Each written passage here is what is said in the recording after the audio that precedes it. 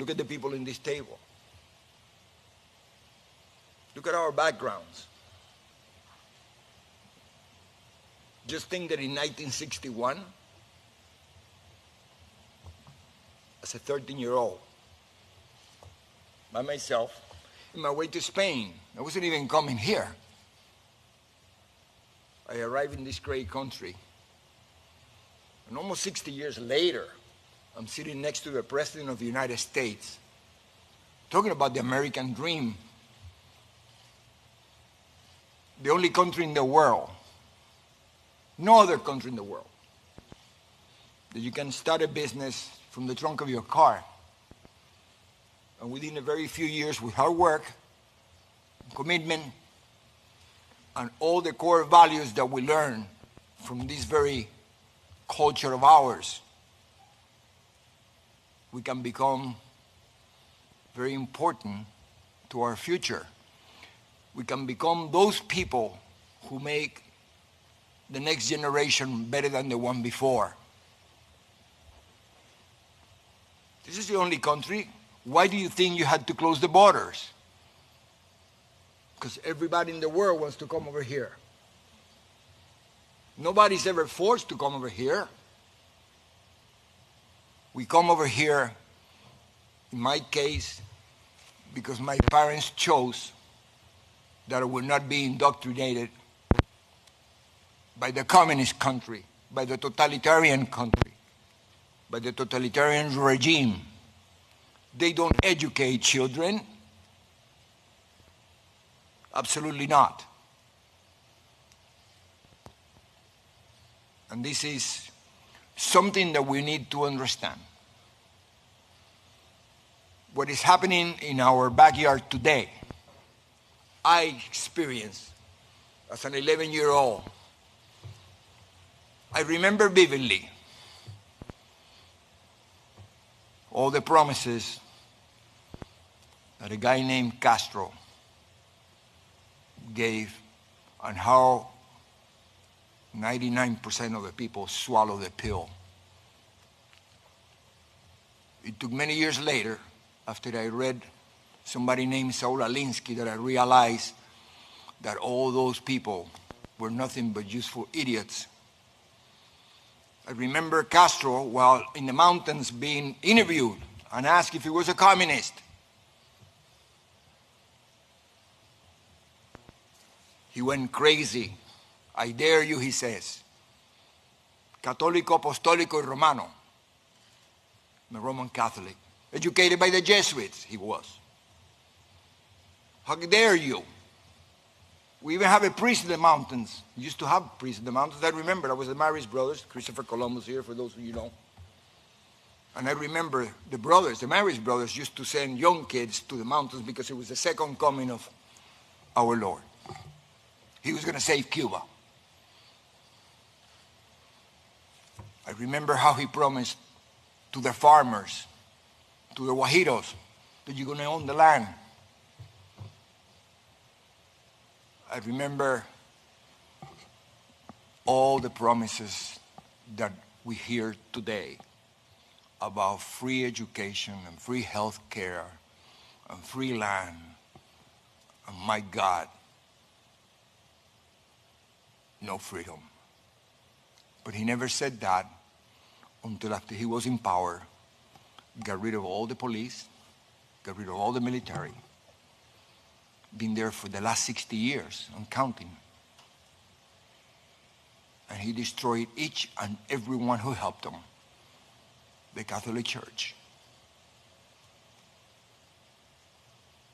Everybody. And why do I know that? Because I happened to come to this country with the very last 9 cloister nuns from Convento Santa Clara, because he had taken over the convent. And I was on my way to Spain. I wasn't even coming here because I was going to join my brother, who my parents had already sent a few months before, because he was in the age where the government will take him for indoctrination purposes. My dad, who had experienced the same thing coming from Spain at the turn of the century, running away not from socialism, communism. He knew better. I remember when he used to tell my mom, Fefa, this SOB is a communist. My mother says, look, how can you say that? He's Catholic. Look, he's worse. He got rosary beads all over his neck. It just so happened that when I was in my way to Spain to meet my brother, I was going to go to the Marist brothers in La Coruña, España. Same brothers here at Christopher Columbus, by the way.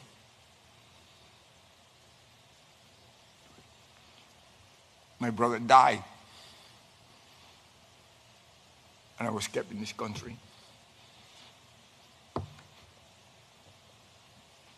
Greatest blessing I ever had. But imagine what happened to mom and dad. One day, you lose both kids. This is a family who had never been involved in politics. My father came at age 18 from Spain, running from communism. By himself, never went back. After a long, long life of sacrifice, when he was about to enjoy the fruit of his labors, just like a president that is helping us today, because he could have been just having a good time, one of his many beautiful golf courses, I know. But yet he gave up enjoying the fruit of his labors to do this. So did my dad. That's why I love you. Exactly the same. So when they're about to do that, from one day to the next, they end up in this country with the shirt that he was wearing on his back. And little Maximo have been here already 4 years. But thank God for Pedro Pan. Talking about socialism, Catholic Church, 14,000 kids who came like me in this country without parents. And we were provided an opportunity. This is what makes our country great. They didn't give me free nothing. They gave me the opportunity. That is the most valuable thing in the world. Now, when I said they didn't give me any free something, please understand that at 13 years old, I had to be provided with a home. I had to be provided with food and an education. That is socialism. That's Americanism. That's the America that these people are trying to destroy today by using funny terms like socialism. They're not. They're communist. Don't ever forget that. I know our president understands that because he knows. He's been all over the world and you're surrounded with great people. Very loyal people. And we have our back. I remember the first time I gave a little speech about something like this, tell him about I came from Cuban, blah, blah, blah. I remember this is around October 2016.